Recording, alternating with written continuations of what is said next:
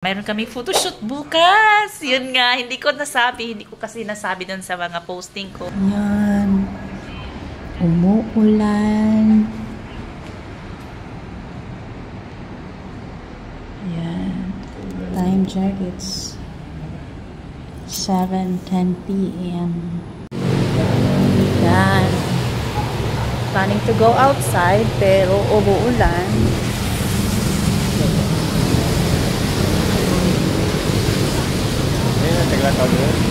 Sige.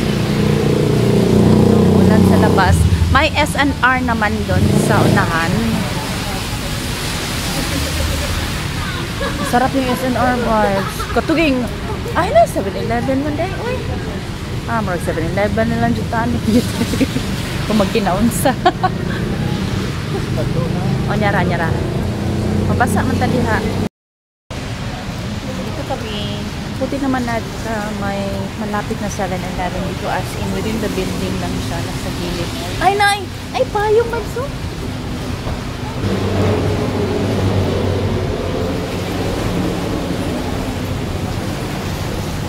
Dito yung hotel, ayan, sa ikot. Dili ka kaulag mo, no? Oo, may Uncle John's dito, tapos ramen, kurod. May ramen vibes! Kuroda dai, sorry. Kuroda. May Security Bank at saka BPI doon sa unang unit. Tapos may Jollibee pala dyan. Tapos ang Jollibee kasi, may Pizza Hut kasi sabi ng guard hanggang alas 8 lang daw ang Jollibee dito. So since 7:15 pa naman, it's okay. Yan, okay. Mag Jollibee na lang kami. Kadyo lang vibes ha. Hansan ni siya diri. Ay, Ford Manila Bay. Ano ba meron dito? Malapit lang siguro dito. Nasa unahan ko vibes. Lagi. Ayan, Jollibee for dinner. Today's day 1. Dito sa Manila. Hi, Uncle! Kagwapo! Oy!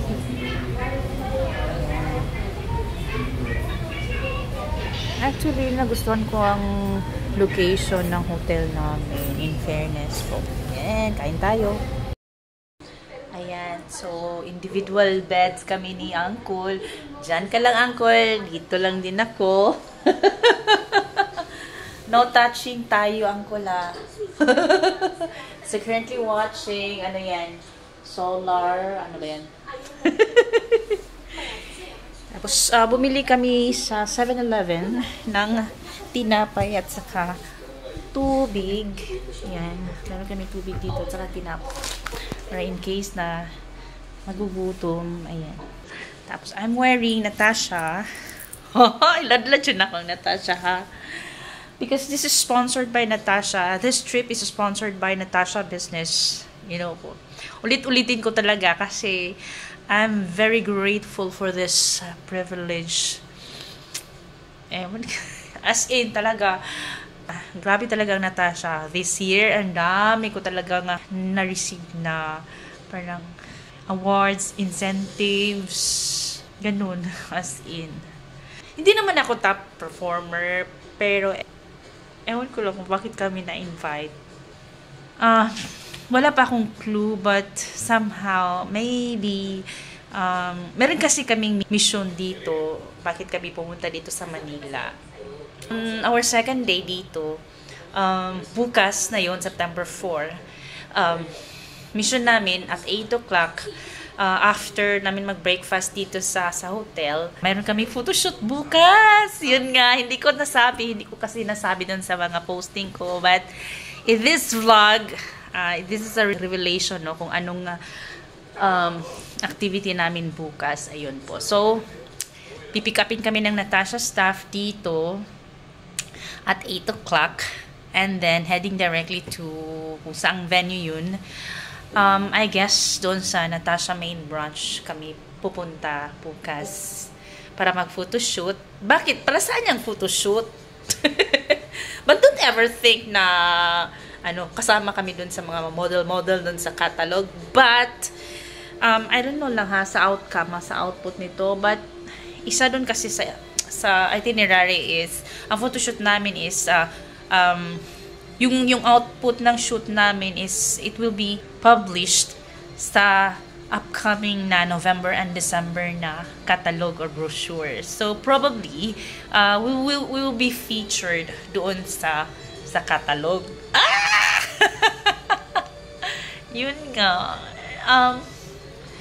I do not know pa as of this moment kasi may halong tense kasi nga aside from photoshoot, merong initial interview, may mga somehow interviews, although binigyan kami ng mga guide questions. But you know, ito naman mo andar na sad ang kalaki ni Auntie Janet. Nani jud ko ay kanang ana na jud ko mag-cramming no kung hapit na gyud na deadline or on the deadline jud. Actually, I'm not really prepared doon sa guide questions. Kaninang kadlawon lang jud ko nga nagsulat after ko nag-duty. Dito ko nagsulat pero kung ano jud to gamay ra jud kay ano jud kay pagit siya mao. Good luck na lang ugma no. Ay, so help us God. And dili lang kay ako, pati si Uncle appeal sad na siya no sa interview and photoshoot. So ganun kami duha. And since Janet Dilsab, dili lang kasi ako, hindi lang ako kasi ang nag-fulfill ng mga orders. Hindi kasi kapag ako lang mag-isa, mahirapan ako mag-fulfill ng mga orders doon sa shop ko.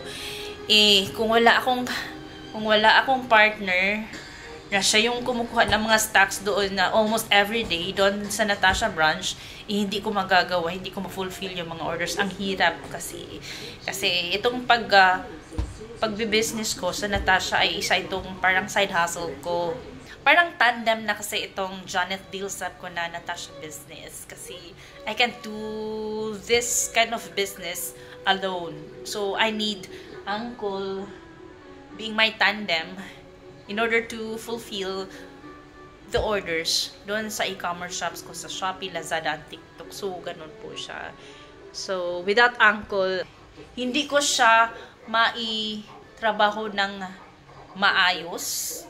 And, ngayon kasi, hindi naman sa ngayon. It's been months na kasi. Iba na kasi yung policy sa e-commerce. Kailangan kasi, kapag may pumasok na order within the day, dapat ma-fulfill na yung orders na yan within 24 hours. So, dun papasok si Uncle. Kasi dapat si Uncle, siya yun ang kukuha ng mga items dun sa Natasha branch. Kaya almost every day, nandun si Uncle. Tapos ako, hindi naman ako pwede na araw-araw pumunta ako doon kasi considering yung transportation. Ay nako, although, kung isipin natin ang Mandawi City and Cebu City kasi yung Natasha Cebu branch, no?